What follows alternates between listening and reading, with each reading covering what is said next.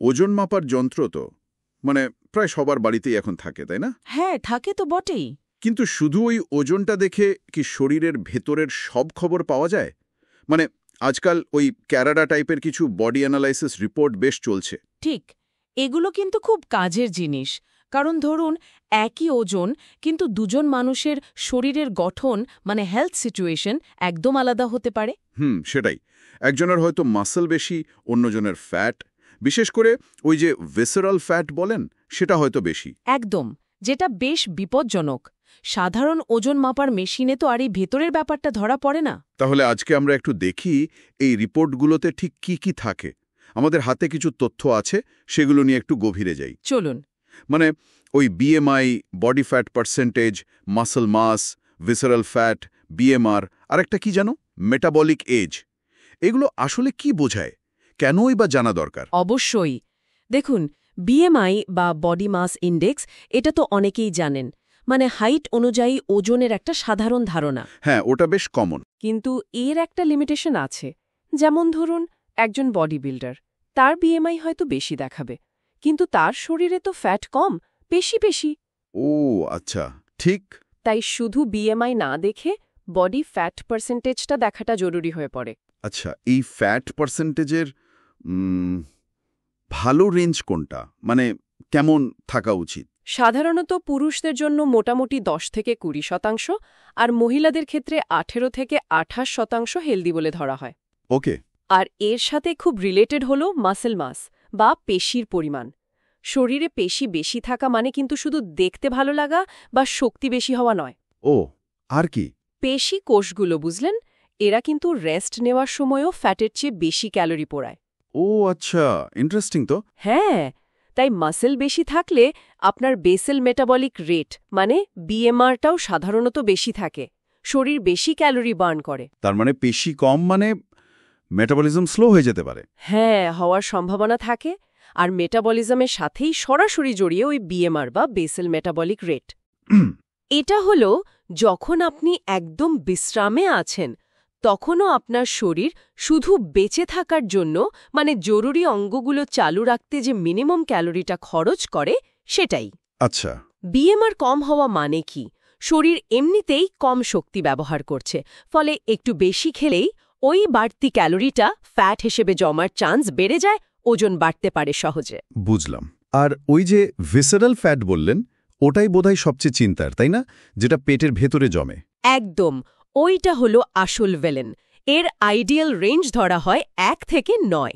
1 থেকে 9? হ্যাঁ, যদি 9-এর বেশি হয় তাহলে কিন্তু সাবধান হতে হবে, কারণ এই ফ্যাটটা সরাসরি কিছু হরমোন ছাড়ে যা শরীরে ইনফ্ল্যামেশন বা প্রদাহ বাড়ায়। সর্বনাশ। আর তার থেকে হার্টের রোগ, টাইপ 2 ডায়াবেটিসের মতো সিরিয়াস অসুখের ঝুঁকি অনেক বেড়ে যায়।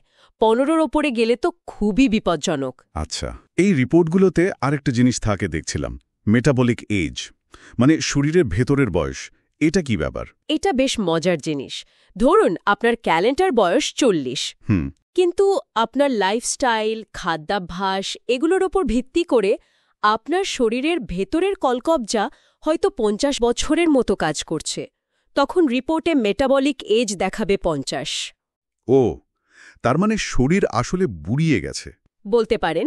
কার্যকারিতার দিক থেকে এটা একটা সিগন্যাল যে লাইফস্টাইলে পরিবর্তন আনা দরকার। আবার উল্টোটাও হতে পারে, আপনার বয়স 40 কিন্তু মেটাবলিক এজ 35, তার মানে আপনি বেশ ফিট।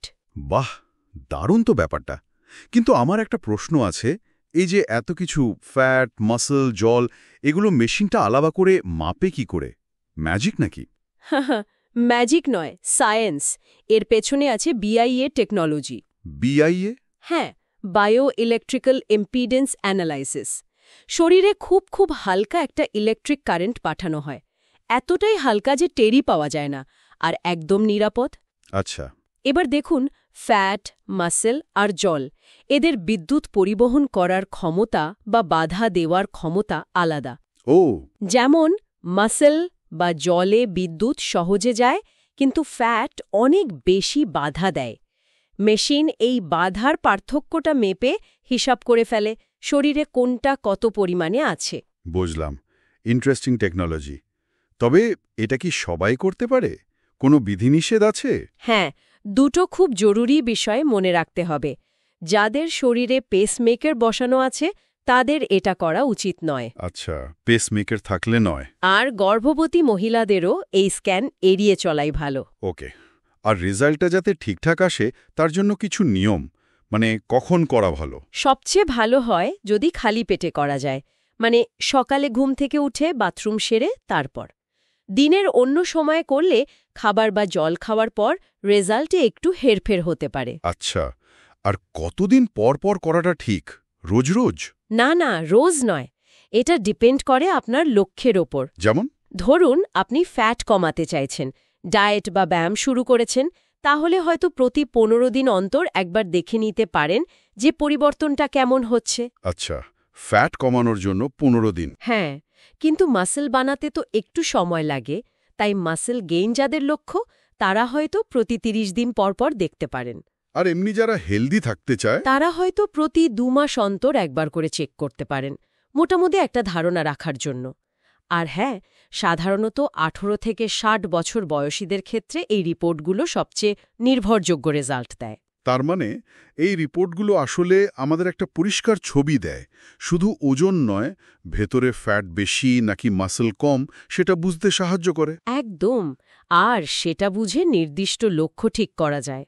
মানে শুধু ওজন কমানো নয়, হয়তো ফ্যাট কমাতে হবে বা মাসল বাড়াতে হবে। হ্যাঁ, তাতে ডায়েট বা ব্যায়ামের প্ল্যানটাও ঠিকমতো করা যায়। আর নিজের উন্নতিটা যখন রিপোর্টে দেখা যায় তখন একটা মোটিভেশনও তো পাওয়া যায়। ঠিক তাই। ধরুন রিপোর্টে দেখলেন ভিসেরাল ফ্যাট বেশি, তখন আপনি হয়তো বুঝলেন যে চিনি বা প্রসেসড খাবারটা কমাতে হবে। বা ধরুন মাসল মাস কম, তখন হয়তো প্রোটিন ইনটেক বাড়ানো বা একটু স্ট্রেংথ ট্রেনিং শুরু করার কথা ভাবলেন। এটা একটা পার্সোনালাইজড গাইডের মতো কাজ করে। সব মিলিয়ে তাহলে এটাই বলা যায় যে এই ক্যারাডা স্টাইলের রিপোর্টগুলো আসলে ওজন মাপার যন্ত্রের চেয়ে অনেক বেশি কিছু। এগুলো আমাদের শরীরের ভেতরের স্বাস্থ্যের একটা ডিটেলড ম্যাপ দেয়। হ্যাঁ, ফ্যাট, পেশি, মেটাবলিজম এই জরুরি দিকগুলো বুঝতে খুব সাহায্য করে। আর এই জ্ঞানটা থাকলে মানুষ শুধু ওই ওজন কমানোর একঘেয়ে চিন্তা থেকে বেরিয়ে এসে শরীরের আসল প্রয়োজনটা বুঝে ঠিকঠাক খাবার বা ব্যায়াম বেছে নিতে পারে। সার্বিক স্বাস্থ্যের উন্নতি হয়। একেবারে। এটা একটা অনেক বেশি ইনফর্মড অ্যাপ্রোচ হেলথের দিকে। সবশেষে একটা কথা ভাবছি, আমাদের শরীরের গঠন তো বদলায়, তাই না? হ্যাঁ। লাইফস্টাইল, বয়স, খাদ্যাভ্যাস এগুলোর সাথে সাথে। হ্যাঁ, অবশ্যই বদলায়। তো নিজের ক্যালেন্ডার বয়সের পাশে এই মেটাবলিক বয়সটা জানা, এটা কি আমাদের ফোকাসটা একটু সরাতে পারে? মানে শুধু বয়স বাড়ছে এই চিন্তা থেকে সরিয়ে শরীরটা আসলে কতটা ফিট বা কর্মক্ষম আছে এই বাস্তবতার দিকে কি বেশি মনোযোগ দিলে সাহায্য করতে পারে? এটা নিয়ে কিন্তু ভাবা যেতে পারে। খুব ভালো একটা পয়েন্ট তুলেছেন। অবশ্যই ভাবার মতো বিষয়।